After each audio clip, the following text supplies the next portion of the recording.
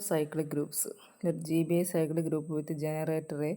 If the order of G is infinite, then G is isomorphic to Z under addition. If G has finite order n, then G is isomorphic to Z n addition മോഡിൽ n. G ഒരു cyclic group ആണെന്ന് വിചാരിക്കുക. അതിൻ്റെ generator a ആണ്. If the order of G is infinite, ജിയുടെ order infinite ആണെങ്കിൽ അതിൻ്റെ structure എന്ന് പറയുന്നത് ഇൻഡിജേഴ്സിൻ്റെ ഇസഡ് അണ്ടർ അഡിഷനോട് ഐസോമോർഫിക് ആയിരിക്കും. ജിക്ക് ഫൈനൈറ്റ് ഓർഡർ ആണെങ്കിൽ ജി എന്ന് പറയുന്ന isomorphic to Z n addition മോഡിൽ. അതായത് നമുക്ക് ഈ സൈക്ലിക് ഗ്രൂപ്പുകളെല്ലാം ഒന്നുകിൽ അത് ഇസഡുമായിട്ട് ഐസോമോർഫിക് ആയിരിക്കും, അല്ലെങ്കിൽ അത് ഇസഡ് എന്നുമായിട്ട് ഐസോമോർഫിക് ആയിരിക്കും. ഇൻഫിനിറ്റ് നമ്പർ ഓഫ് എലമെൻറ്റ്സ് അതിനകത്തുണ്ടെങ്കിൽ ഏതിനകത്തായി ഇൻഫിനിറ്റ് നമ്പർ ഉള്ളത്? ഇസഡിനകത്തല്ലേ, ഇൻഡിജേഴ്സിനകത്തല്ലേ ഇൻഫിനിറ്റ് നമ്പർ ഉള്ളത്. അപ്പോൾ ഇൻഫിനിറ്റ് നമ്പർ ഉള്ള സൈക്ലിക് ഗ്രൂപ്പ് ആണെങ്കിൽ അത് ഇസഡിനോട് ഐസോമോർഫിക്. ഇസഡ് എന്നിനകത്തിൽ എത്ര പേരാണ് ഉള്ളത്? എൻ ആൾക്കാരാണ് ഉള്ളത്. അപ്പം നമ്മുടെ കയ്യിലുള്ള സൈക്ലിക് ഗ്രൂപ്പിനകത്ത് എൻ എലമെൻറ്റ്സ് ആണ് ഉള്ളതെങ്കിൽ അത് ഇസഡ് എന്നുമായിട്ട് ഐസോമോർഫിക് ആയിരിക്കും. Proof case 1.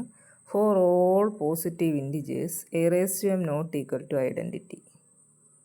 ഓക്കെ, ഇപ്പം നമുക്കിത് പ്രൂവ് ചെയ്യാനായിട്ട് പോവുകയാണ്.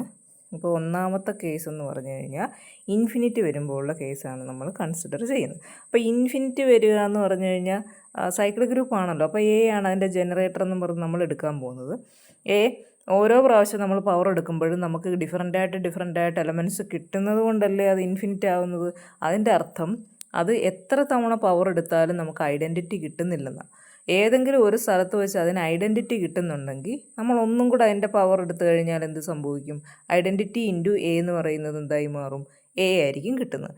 വീണ്ടും പവർ എടുത്താൽ എ സ്ക്വയർ കിട്ടും. അതായത് എവിടെ വെച്ചാണോ നമുക്ക് ഐഡൻറ്റിറ്റി കിട്ടുന്നത് അവിടം തൊട്ട് വീണ്ടും റിപ്പീറ്റ് ചെയ്ത് ആ a raise to m identity ആവുന്ന വരെ വീണ്ടും ഇത് വരും.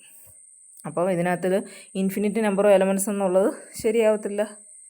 Okay, for all positive integers, a raised to m not equal to identity. In this case, we claim that no two distinct exponents h and k can give equal elements a raised to h and a raised to k of g. അപ്പം ഇത് for all positive integers a raise to m not equal. അപ്പോൾ a raise to m എന്ന് പറയുന്ന identity ആവുന്നില്ല എന്നുള്ള കേസാണ് നമ്മൾ എടുത്തത്. അപ്പോൾ ഈ കേസിൽ നമ്മുടെ ക്ലെയിം എന്ന് പറഞ്ഞു കഴിഞ്ഞാൽ നമ്മൾ ഡിഫറൻ്റ് ആയിട്ടുള്ള രണ്ട് പവറുകൾ എടുക്കുന്നു, എച്ചും കെയും. അങ്ങനെ ഡിഫറൻ്റ് ആയിട്ടുള്ള പവറുകൾ എടുത്തു കഴിഞ്ഞാൽ എ റേസ് ടു എച്ചും എ റേസ് ടു കെയും ഡിഫറൻ്റ് ആയിരിക്കും എന്നാണ് നമ്മൾ പറയാൻ പോകുന്നത്. ഡിഫറൻ്റ് ആയിട്ടുള്ള രണ്ട് പവറുകൾ എടുത്തു, എച്ചും കെയും. അങ്ങനെയാണെങ്കിൽ എ റേസ് ടു എച്ചും എ റേസ് ടു കെയും എന്തായിരിക്കും? ഡിഫറൻ്റ് ആയിട്ടുള്ളതായിരിക്കും എന്നാണ് നമ്മൾ പറയാൻ പോകുന്നത്. Suppose that a raise to h is equal to a raise to K. അപ്പം ഡിഫറൻ്റ് ആയിട്ടുള്ള രണ്ട് പവറാണ് എച്ചും കെയും. അപ്പോൾ നമ്മൾ പറയുന്നു രണ്ട് ഈക്വൽ വന്നാൽ എന്ത് സംഭവിക്കും? ഒരു കോൺട്രഡിക്ഷനിൽ എത്തിക്കണം. അപ്പോൾ a raise to h is equal to a raise to k ആണെന്ന് വിചാരിക്കുക. എച്ചും കെയിനേക്കാൾ വലുതുമാണ്. അങ്ങനെയാണെങ്കിൽ കെയിനെ എപ്പുറത്ത് കൊണ്ടുവന്നാൽ a raise to h into a raise to minus k a raise to h minus k equal to identity എന്ന് കിട്ടുമല്ലോ. അപ്പോൾ a raise to h minus k identity ആയി. നമ്മൾ കേസ് 1 തുടങ്ങിയപ്പോൾ പറഞ്ഞത് എന്താ? ഇവിടെ ഒരു പവർ എടുത്തു കഴിഞ്ഞാലും ഐഡൻറ്റിറ്റി കിട്ടത്തില്ലെന്നല്ലേ. അപ്പോൾ ഇവിടെ നോക്കിക്കേ, ഒരു ചെറിയ പവറിന് a raise to h minus K എന്താവുന്നു? ഐഡൻറ്റിറ്റി ആവുന്നു. Contrary to our case 1 assumption. Hence every element of capital G can be expressed as a raise to m for a unique m element of Z.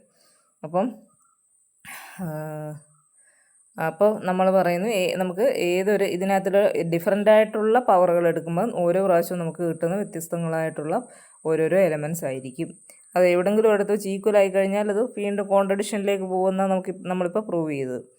അപ്പം ഓരോ എമ്മിനും corresponding ആയിട്ട് ഓരോരോ A raise to M നമുക്ക് കിട്ടിക്കൊണ്ടിരിക്കും. അപ്പോൾ നമ്മൾ phi ജിയിൽ നിന്ന് ഇസഡിലേക്ക് ഇങ്ങനെ ഡിഫൈൻ ചെയ്യും. Phi of a raise to i equal to i എന്ന് ഡിഫൈൻ ചെയ്യുന്നു. അപ്പോൾ ഇങ്ങനെ ഡിഫൈൻ ചെയ്ത് കഴിഞ്ഞാൽ ഓരോ ഐക്കും കറസ്പോണ്ടിങ് ആയിട്ട് ഓരോ എ റേസ് ടു ഐക്കും കറസ്പോണ്ടിങ് ആയിട്ട് നമുക്ക് ഓരോരോ ഐ ഇങ്ങനെ കിട്ടിക്കൊണ്ടേയിരിക്കും. അപ്പോൾ അതുകൊണ്ട് അത് വെൽ ഡിഫൈൻഡ് ആണ്. കാരണം ഡിഫറൻ്റ് ആയിട്ടുള്ളതിന് ഡിഫറൻ്റ് ആയിട്ടുള്ളത് തന്നെ കിട്ടുന്നുണ്ട്. ഈ മാപ്പ് അതുകൊണ്ട് തന്നെ വെൽ ഡിഫൈൻഡ് ആണ്, 1 to 1 ആണ്. കാരണം എ റേസ് ടു ഐയും എ റേസ് ടു ജെയും ഡിഫറൻ്റ് ആണെങ്കിൽ ഐയും ജെയും ഡിഫറൻ്റ് ആയിരിക്കും.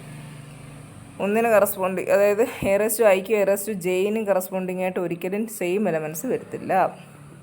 1 to 1 ആണ്. അതേപോലെ ഓൺ ടു ആണ്. അപ്പോൾ നമ്മളൊരു ഐ എടുത്തു കഴിഞ്ഞാൽ നമുക്കൊരു എ റേസ് ടു ഐ കിട്ടും, ജെ എടുത്തു കഴിഞ്ഞാൽ എ റേസ് ടു ജെ കിട്ടും. അപ്പോൾ ഏതൊരു എം എടുത്താലും എ റേസ് ടു എം മോളുണ്ട്, അതുകൊണ്ട് ഓൺ ടു ആണ്. Also phi of a raise to i into a raise to j is equal to phi of a raise to i plus j is equal to i plus j is equal to phi of a raise to i a plus phi of a raise to j. Okay, 1 to 1 onto ആണ്. Also phi of a raise to i into a raise to j is equal to, അതിനെ എങ്ങനെ എഴുതാം? Phi of a raise to i plus j is equal to i plus j എന്നെഴുതാം. Equal to phi of a raise to i ആണ് plus phi of a raise to j ആണ് j എന്ന് പറയുന്നത്. അപ്പോൾ എന്തായി? ഹോമോമോർഫിസത്തിൻ്റെ പ്രോപ്പർട്ടി ഉണ്ടെന്ന് prove ചെയ്തില്ലേ? അപ്പോൾ ഫൈ എന്താണ്? ഒരു ഐസോമോർഫിസം ആണ്. ഹോമോമോർഫിസം ഉണ്ട്, 1 1 ഉണ്ട്, അതുകൊണ്ട് ഇത് ഐസോമോർഫിസം ആണ്. എവിടെ നിന്ന് എങ്ങോട്ട്? ജിയിൽ നിന്ന് ഇസഡിലേക്ക്. അപ്പം ഇൻഫിനിറ്റ് ആയിട്ടുള്ള കേസിൽ സൈക്ലിക് ഗ്രൂപ്പ് ആരുമായിട്ട് ഐസോമോർഫിക്കുക?